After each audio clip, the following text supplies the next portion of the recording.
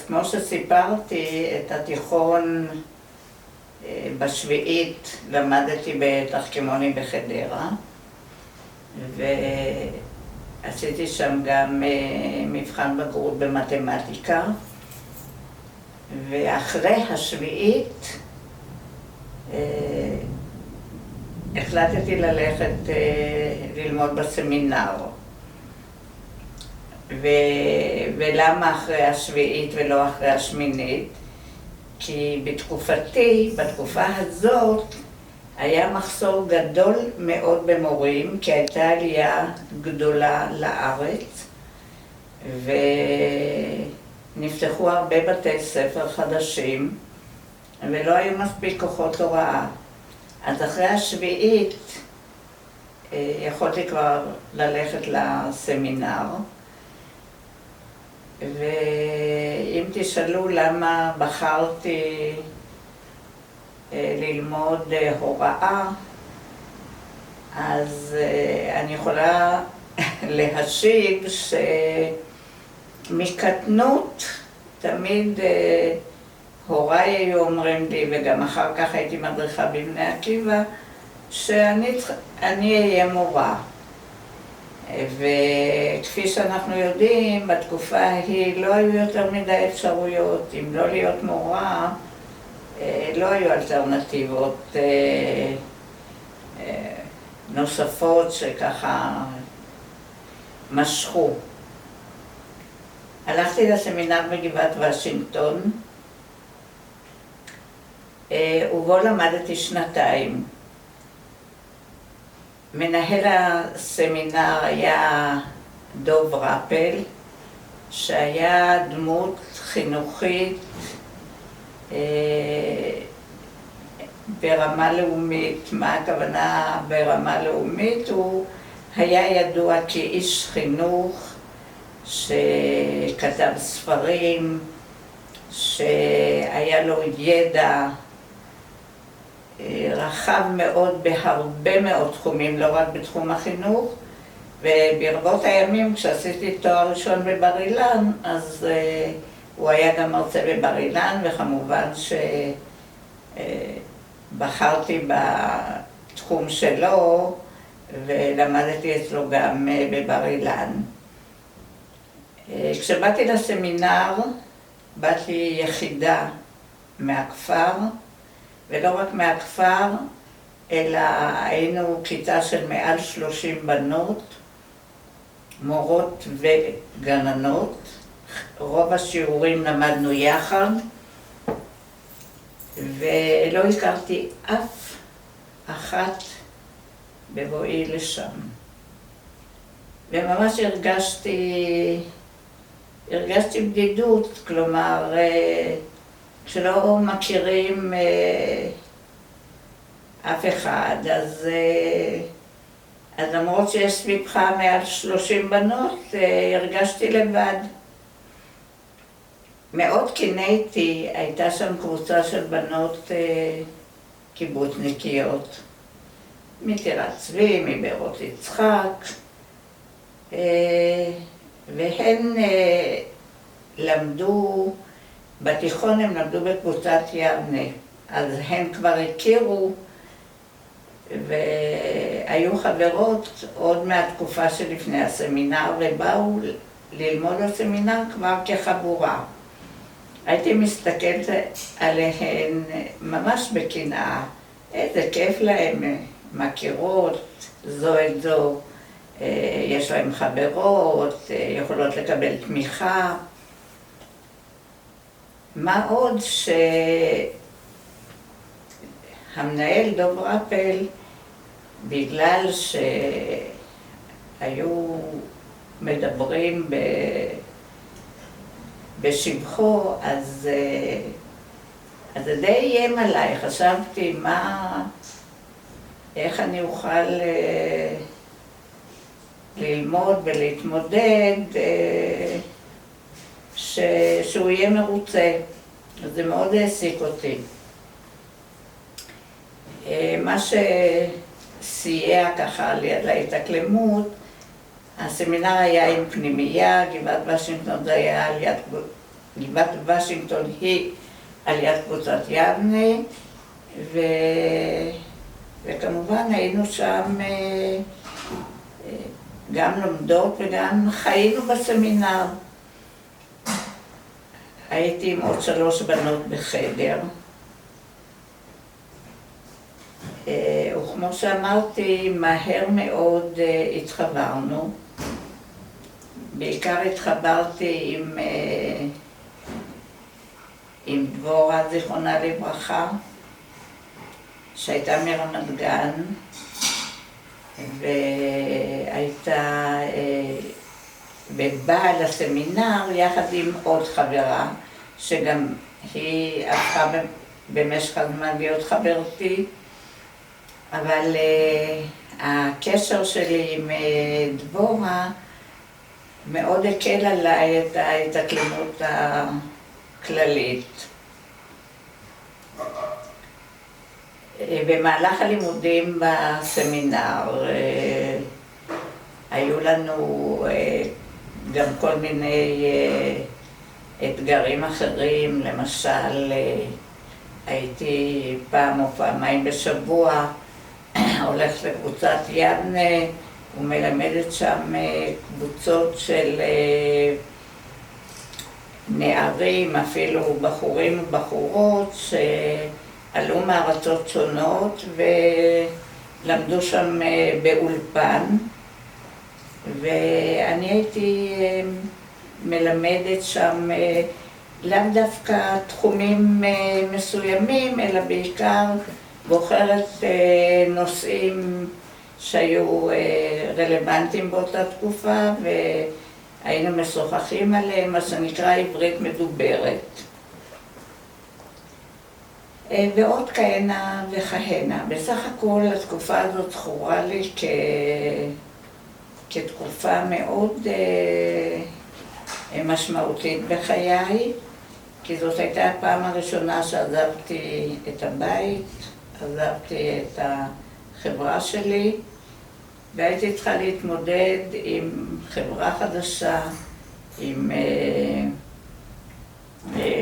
לימודים שונים, והייתי צריכה להוכיח את עצמי במקום חדש. זה היה אתגר בהחלט לא פשוט.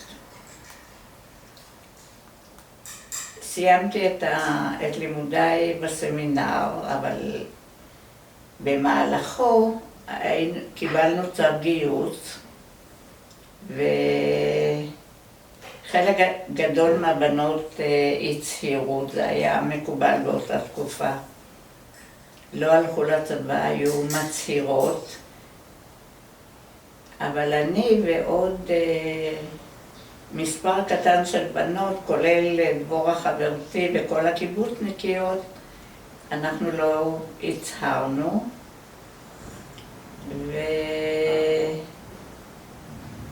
והתגייסנו.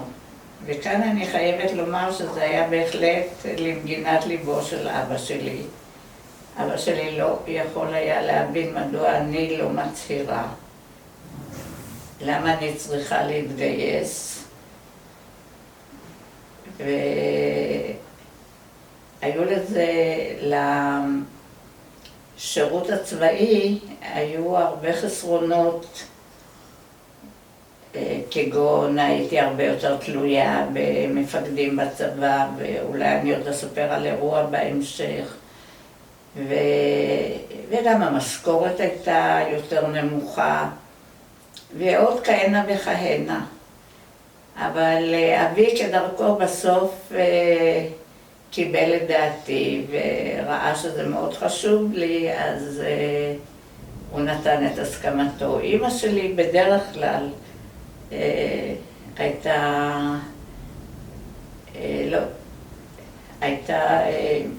הייתי אומרת, באה לקראתי ולא מנסה להסיט אותי מדעתי, כל עוד היא חשבה שמה שאני עושה הוא לא דבר רע, גרוע. זהו, וכך היינו בטירונות, בגדנ"ע, ומאחר שהייתי ספורטאית טובה, אז את כל המטלות עשיתי די בקלות, עד שיום אחד היינו צריכות לקפוץ מעירייה. אני לא זוכרת מה היה גובהה של העירייה הזאת, הייתי צריכה לקפוץ למטה, ואמרתי למ"כית שלי או למ"מית שאני לא אעשה את זה. יש לי פחד גבהים ואני לא מסוגלת לעשות את זה. אז היא צחקה, היא חשבה שאני עובדת עליה. אמרת, מה, חשבתי לתת לך חניכה מצטיינת, איך זה לא תקפצי מהעירייה? אמרתי לה, אני אאלץ לוותר על התואר. קצת השלמות לתקופת הילדות, על המשפחה והדברים שנעשו כאן. אז סיפרתי כבר בפעם קודמת שאני נולדתי בבית, ויחד איתי היו בבית שלנו שתי אחיותיי, יזרעאלה שב3 שנים מבוגרת ממני, וזהבה שצעירה ממני בשנה. עכשיו, כיוון שהיו 2 חדרים בבית, חדר אחד להורים, ושלושתנו גרנו בחדר אחד, והסתדרנו יפה. סך הכל הבית שלנו היה בית רגוע, ההורים היו רגועים, וגם אנחנו, הילדים, לא זכור לי שרבנו ממש, או שהיו מתחים גדולים וכך הלאה. אבל הגיע יום והבנות אמרו שהן מעדיפות שיהיה להם חדר בנות, הן גם מביאות חברות וכך הלאה. ואני עברתי למרפסת, אנחנו קוראים מרפסת, חדר הכניסה. עכשיו, צריך לזכור, חדר הכניסה, היה בו מיטה על הקיר ממול, היה שולחן אוכל, ושם בעצם כל החיים המשפחתיים היו מתנהלים. שם אכלנו, שם היו על השולחן, אחרי האוכל היו שוקלים ביצים, היו עושים, ואני ישנתי ממש על יד השולחן, וכך הייתי עד גיל 13, עד שעברתי לישיבה, וסיפרתי כבר על הישיבה. עכשיו, אם אני מדבר על הבית, בעצם ההורים שנתנו את הטון, וההורים הסתפקו במועט גם כערך וגם כמציאות. לא היה הרבה, אבל הם לא ראו בזה שיש להם בעיה. הם חיו עם מה שהיה ובאווירה טובה. כמה דברים קטנים ככה על מנת לתאר את התנאים שהיו. שירותים לא היו בבית. היה בערך על יד הרפת, בערך 50 מטר או משהו כזה מהבית, היה איזה מין בודקה כזאת מבטונדה, מטר על מטר, וזה היה על תקן של קליעה בול. היינו צריכים מהבית ללכת החוצה. עכשיו, כשמישהו מהילדים היה צריך לצאת בערב, ופחדנו ללכת לבד, אז היינו הולכים 2 החוצה. אבל גם אחד פחד להישאר בחוץ. אז היו עומדים בפנים, וכך הסתדרנו. מקלחת שלנו, אני זוכר תקופות, אומנם קצרות מאוד, כשהיו מקבלים אפרוחי תרנגולי הודו, כשגידלו אותם. כשהם היו קטנים, היו מקבלים אותם בני יומם, אז לפעמים, שבוע ראשון, היו שמים קצת נסורת במקלחת, איך אומרים, האפרוחים האלו של תרנגולי ההודו הם אלו שאיישו את המקלחת שלנו, אבל זה היה נראה לנו ברור, כי צריך לתת להם מקום חם, אנחנו כבר נסתדר. גם בנושא של הלבוש, היה זוג נעליים אחד, אז כל יום שישי היה טקס צחצוח נעליים. היו שמים את הנעליים בשורה, וזה לפעמים אני הייתי עושה, אבל אם רצו שזה יבריק מאוד, אז אבא היה עושה את זה. כשהרגליים גדלו ולחץ קצת באצבעות, היו חותכים את השפיץ של הנעליים, וממשיכים ללכת כשהאצבעות ככה מבצבצות מלפנים. גם בגדים, היה לנו בגדים והיינו תמיד לבושים נקים ומסודר, אבל זה היה בגלל שאמי הייתה, הם קנו מכונת תפירה כבר משנת 37, וקנו את זה בתשלומים למספר שנים, כי אמי ידעה שאם יש מכונת תפירה היא תוכל לתקן. היו עושים טלאים, היינו קוראים לזה לטס. היה נקרא משהו, היו לוקחים ומתקנים, מוסיפים. היה מכנסיים של אבי, כשהם כבר לא ניתן היה להשתמש בהם, אז היו לוקחים את הבד והיו עושים מזה דברים אחרים. הייתה גם תופרת, והיא הייתה תופרת לי מכנסיים, ואני זוכר איך אני שנאתי את זה, כי היא הייתה תופרת, לא משהו מיוחד, אז לסדר את החגורה שתעמוד טוב, זה היה לה קשה, אז היא רצתה תמיד שיהיה כתפיות, ואני הייתי כזה, כבר שוויצר כזה, לא רציתי מכנסיים עם כתפיות, אז היה לנו תמיד ככה, כאילו איזה מתח קטן סביב העניין הזה. היה לנו משק קטן, אבל משק כל העבודות נעשו על ידי ההורים, ואנחנו הילדים היינו עוזרים קצת, היינו עוזרים לקטוף קלמנטינות בפרדס, היינו עוזרים לאסוף ביצים בלול. אני זוכר כשהיינו צריכים להזריק לתרנגולות איזה שהן תרופות, לא תרופות, אלא זריקות נגד מחלות שונות, היינו צריכים לתפוס אותם, היינו עושים שמים איזה מחיצה קטנה בתוך הלול, ורצים אחרי התרנגולות, תופסים אותם, מקבלים את הזריקות, וכך אנחנו ממשיכים. אבל כל הדברים האלה נעשו באמת באווירה טובה, וההורים, קשה לי להגיד אם הם לא רצו משק גדול, הם הסתפקו במה שיש להם, לא רצו לקחת פועלים, ובעיקר לא רצו להיכנס לחובות. הם עשו מאמצים אדירים לשלם את החובות של הסוכנות לבית, כשקיבלו את ההלוואות מהבית. זו הייתה חגיגה כשגמרו לשלם. לא רצו שיהיה להם חוב בכפר, ולכן השתדלו תמיד, לא רצו לקחת חובות ולפתח משהו גדול, אלא עשו הכל ותמיד עבדו ביחד.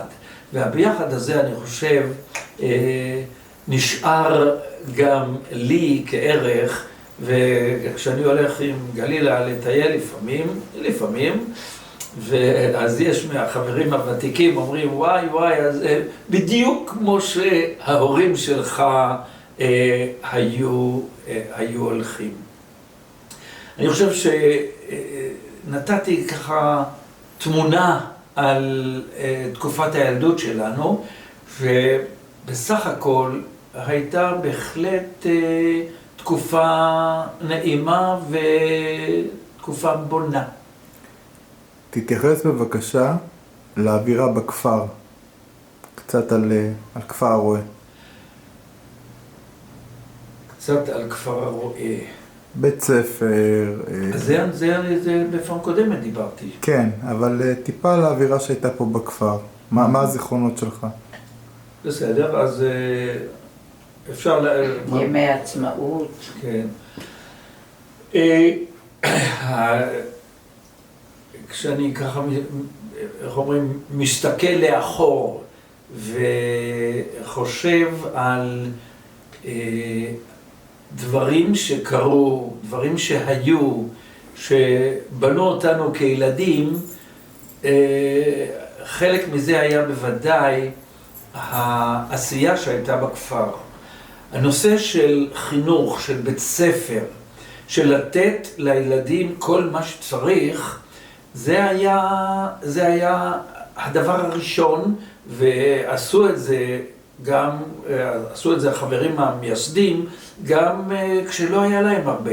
פתחו את בית הספר כשהיו 5 תלמידים, ונתנו את כל מה שצריך. זוכר מאוחר יותר, כשכבר עבדתי בהוראה, הייתי פה כמה שנים, אז הדרך הייתה, המנהל היה עושה תוכנית עבודה בצורה רחבה ביותר, ומגיש את זה לוועד הכפר על מנת שיממנו ולא כמו שקורה אחרת. דיברתי על המשחקים שהיו לנו. את המשחקים היינו עושים לבד. השכונה שלנו, המקום שבו אני גר, היו לנו בשכונה הזאת לפחות 5 ילדים. אני חושב שגלילה דיברה גם על החבורה הזאת, היא לא הייתה באזור הזה, אבל זו הייתה החבורה. היינו אחר הצהריים, נפגשים, משחקים, מחבואים. היה במקום שבית העם נמצא היום, הייתה משפחת שפיגל, היו זורעים שם, שותלים שם, זורעים שם טילטן ומספור, והבת שלה, הייתה להם בת בגילנו, וגם איפה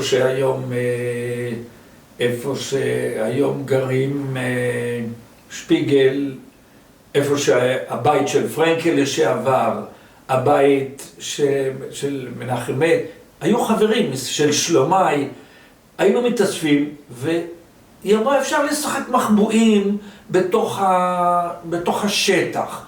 ואנחנו התרוצצנו והפלנו את כל הגידולים שהיו שם, השיבולים שגדלו שם, ואחר כך היה לנו מזה סיפור גדול. בכל אופן,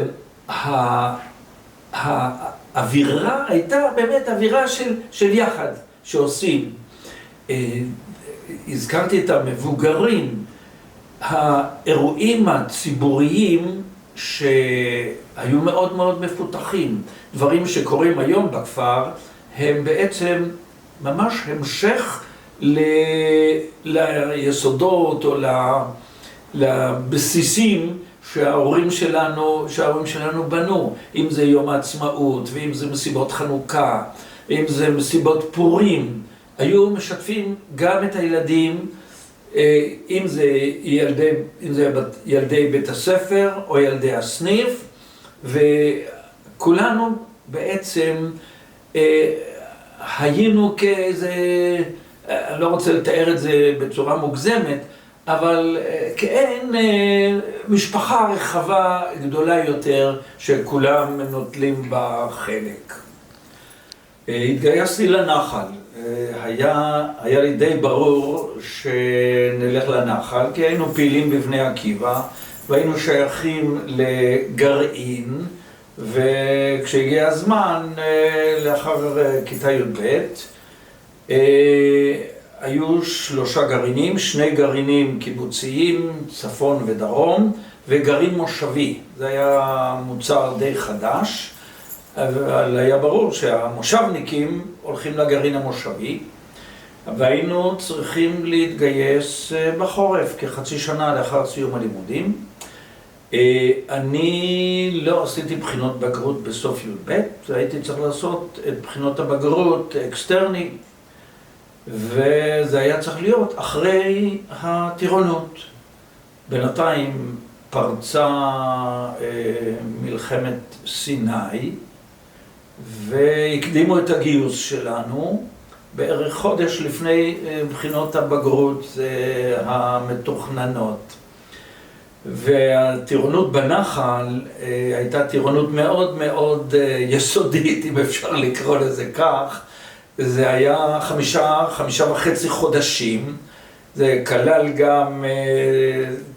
גם אימון מחלקה ואימון פלוגה, כי אחר כך יצאו לקיבוץ או למקומות ההכשרה. אז כיוון שהקדימו את הגיוס שלנו, אז בערך חודש וחצי אחרי שכבר היינו בנחל בפרדס חנה, הודיעו שהגיעה הזמנה לבחינות בגרות, והבחינות היו צריכות להיות בחיפה. מכיוון שהיה איזשהו חוק בצבא, שמי שעושה בחינות מקבל 7 ימי חופשה לכל בחינה. וואי, אנחנו שמחנו, לא אכפת לנו הבחינות בתוך העומס האדיר של זה.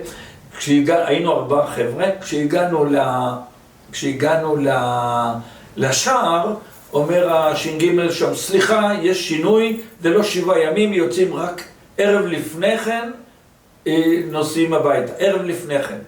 אמרנו, ערב לפני כן. הלימודים לא היו בראש שלנו, אבל איך אומרים, ערב חופשה, נסענו ונבחנו, 4 בחינות עשיתי, 2 בחינות נוספות, פשוט זה היה בסדרה, לא היה קצין, וכשאין קצין לא ניתן היה לשחרר, אז לא שחררו אותנו. ואת זה לספר יותר מאוחר, 2 הבחינות האלו עשיתי כבר בערך 2 אחרי זה, את הבחינה באנגלית עשיתי כשהייתי כבר נשוי, וזה היה באותה שעה בדיוק שגלילה ילדה את אפרת. הכנסתי אותה לבית יולדות בחדרה, נסעתי לחיפה להיבחן, ובאמצע הבחינה הודיעו לי שנולדה לי בת ראשונה, כמובן שהוספתי עוד כמה דברים קצרים שם ורצתי, אבל ברוך השם הכל היה בסדר ועברנו הכל. בסיום הטירונות תמיד מתחילים דיונים לאן ימשיכו. אז מהצבא רצו שאני אמשיך לקורס מ"כים, ומבני עקיבא רצו שאני אלך לקומונה, והתנועה הייתה אז די חזקה, והיא גברה על השיקולים הצבאיים, והתחלתי לעבוד כקומונר. נתנו לי את כפר הרועה והאזור. כפר הרועה והאזור, בכפר הרועה היה כבר סניף שפעל יפה, והקמנו סניפים גם באלישיב, בגולי תימן ואליכין. מדריכים מכאן וגם חלקם מהישיבה, היינו שולחים בשבת ולפעמים גם באמצע השבוע, זאת הייתה העבודה שלי בחצי שנה הראשונה. אחר כך התנועה לא שילמה לקומונרים שכר, צריך היה איכשהו להתפרנס, אז זה דבר שהיום לא יכול לקרות, אבל אני זוכר בקיץ, עמדתי על המרפסת של בית הכנסת, בא אליי מנהל בית הספר מאליכין, שהוא היה חבר חיבת ציון, היו כמה מורים מחיבת ציון, והוא אומר לי, גדעון, תראי, חסר לי מורה מחנך לכיתה ז'. מה דעתך? תבוא, תהיה מחנך של כיתה ז'. אני אומר לו, מה זה, אני לא, אין לי תעודות, אין לי לא, אפילו בגרות עוד לא היה לי, ולא היה לי שום דבר שקשור להוראה. הוא אומר, לא חשוב, אני אעזור לך וזה יסתדר. מכיוון שזה רק לפני הצהריים, ובבני עקיבא עבדנו אחר הצהריים, לקחתי על עצמי. וזה בעצם היה הדבר שהביא אותי, 2 הייתי שם באליכין, ובכל התקופה שעבדתי גם כקומונר, וזאת בעצם הייתה התחלה שעליה אני אספר יותר מאוחר. עכשיו, במהלך תקופת הנחל, לפחות 2 דברים ככה מרכזיים שאני זוכר, חוץ מהפעילות הענפה שהייתה פה בסניף, ואפשר לראות עד היום את ההמשך הטוב והחיובי. שני דברים, בקיץ אחד, חודשיים, ריכזתי בנתיב מאיר, במטיבתא בירושלים, קורס הדרכה למדריכים מאזורי הפיתוח, עולים חדשים. כלומר, מהצפון, מהמושבים, מהדרום, מהמושבים. המטרה הייתה לייצר מדריכי נוער שיוכלו לעבוד בקהילות שלהם. אז חודש שלם ריכזתי סמינר כזה, וזאת הייתה חוויה בשבילי, קודם כל להכיר קצת יותר את הנוער מיישובי העולים, ואת העקרונות של הדרכה והכנת מדריכים לתפקידם. שנה לאחר מכן פנו אליי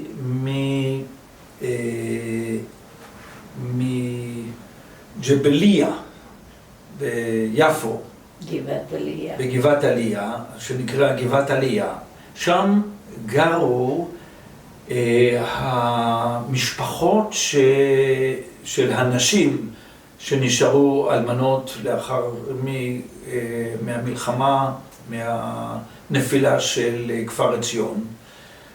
וגם כמה גברים שבמקרה באותו יום היו בירושלים, פנו אליי, והם סיפרו לי שהם בקיץ הם מקיימים חודש קייטנה לילדי כפר עציון. ובני עקיבא המליצו שאני ארכז את זה. עד אז לא הייתי ממש ככה מוכר, פמיליאר מה שנקרא בסיפור של כפר עציון, אבל כשבאתי לשם לגבעת עליה ונפגשתי שם עם המשפחות, והם ראיינו אותי ורצו לדעת, לראות אם אני באמת אוכל לעשות את זה, קיבלתי על עצמי, ושנתיים עבדתי עם הילדים האלו, שהם היו, הצעירים שבהם היו בני 10, כי זה היה ב-67, כלומר 10 שנים לאחר נפילת הגוש, לאחר כפר עציון שנפל. היו ילדים שלא הכירו... 57, נכון. היו ילדים שלא הכירו את האבא שלהם, כי האמא הייתה בהיריון וילדה אותם לאחר מכן. אבל זה היה חודש שבו אני הרגשתי שאני תורם לא רוצה להגיד לשיקומם, כי זה יהיה משפט מדי מוגזם, אבל שאני מוסיף עוד איזשהו נדבך ליכולת ההתמודדות וההתפתחות של הילדים האלו. הם היו ילדים בריאים, שובבים, לא עסקו הרבה פרט מההמנון שהיה להם, שחיברו אותו, שבו הם הזכירו את ההורים שלהם ואת הקרבות שהיו בגוש עציון. אז זו הייתה שנה אחת, וזה היה במרכז שפירא. שנה שנייה זה היה בכפר הרועה. עכשיו, שנה שנייה הם היו כבר קצת יותר בוגרים. למשל, חנן פורת, זיכרונו לברכה, היה אני חושב שהבכיר שבחבורה והשובב שבהם. מעניין שנוצרו קשרים מאוד מאוד טובים. לא היה הפרשי גילים כל כך גדול, כי אני הייתי בן 19, והיו ילדים שהיו כבר בני 14, 15, וגם בני 10. נוצרו קשרים מאוד אדוקים. אחר כך לבר מצוות היינו נוסעים, וגלילה נכנסה כמובן גם לתוך המערכת הזאת. לחתונות שלהם היינו באים. ומעניין שלפני כ-20 שנה בערך, הם החליטו לקיים סיור שורשים בליטא ופולין. וכמובן שהם הזמינו גם אותנו, את גלילה ואותי, וגם ביקרנו במקומות שההורים שלהם גרו, והביקור המאוד מאוד משמעותי היה בסלבקוב, ששם הייתה ההכשרה של קבוצת החלוצים שעלו לכפר עציון. הצריף עומד, אותו צריף גדול עדיין עומד שם במעבה היער, הגענו לשם. יש תמונה של ההורים שלהם בהכשרה שעומדים על המרפסת למעלה, והחבר'ה האלו עמדו באותה פוזה, ואחר כך ירדנו למטה והסתדרו, והם רוצים לעשות את אותו מפקד שהייתי עושה להם לקראת קבלת שבת, לפנות ערב, ממש לקראת קבלת שבת. והם עמדו כולם ושרו גם את ההמנון של בני עקיבא וגם את ההמנון שלהם, של ילדי כפר עציון. זו הייתה ממש חוויה של שותפות אמיתית, גם שלי איתם וגם שלהם עם ההורים שלהם, שזו פעם ראשונה שהם בעצם חוו את זה במקום.